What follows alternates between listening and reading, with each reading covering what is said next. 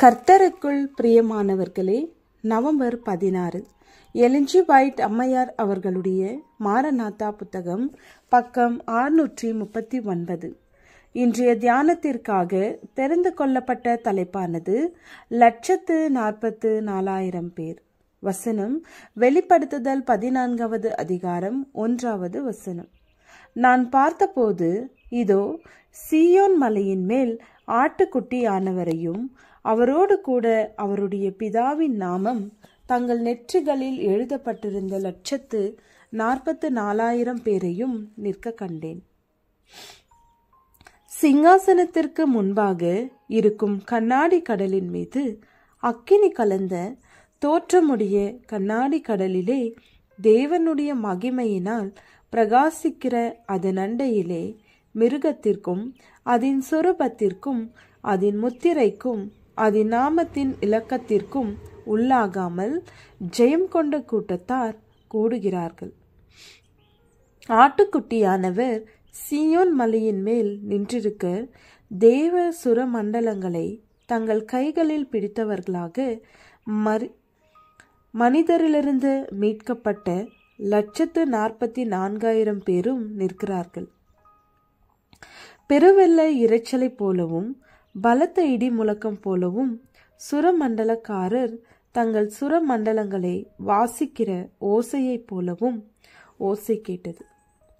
144,000 பேர் தவிர வேறொருவரும் அறிந்திராத ஒரு புதுப்பாட்டை சிங்காசனத்திற்கு முன்பு பாடினார்கள். அது மோசேயின் பாட்டும் ஆட்டுக்குட்டியானவரின் பாட்டுமாகும். அது அவர்களுடைய விடுதலையின் பாட்டுமாகும்.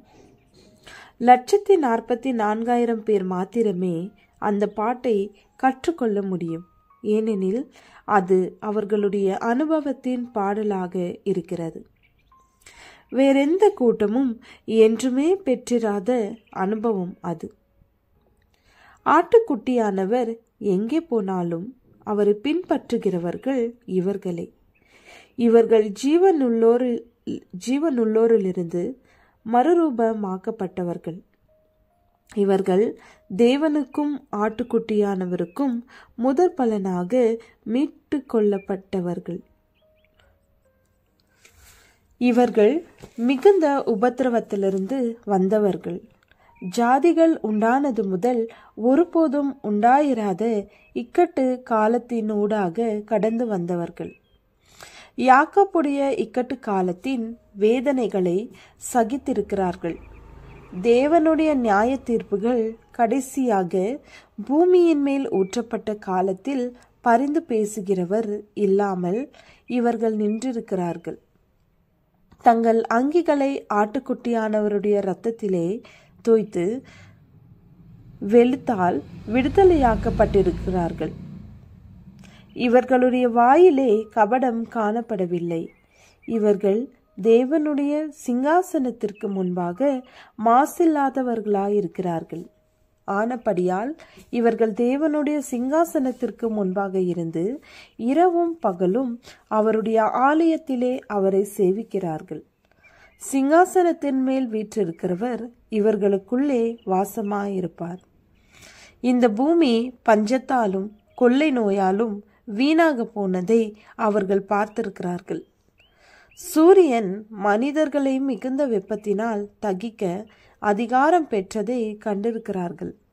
அவர்கள் தாமே பசியையும் தாகத்தையும் துன்பத்தையும் அனுபவித்தவர்களாக வாழ்ந்திருக்கிறார்கள். இவர்கள் இனி பசி அடைவதும் இல்லை, இனி தாகம் அடைவதும் இல்லை. வெயிலாவது உஷ்ணமாவது இவர்கள் மேல் படுவதும் இல்லை. ஆமென்.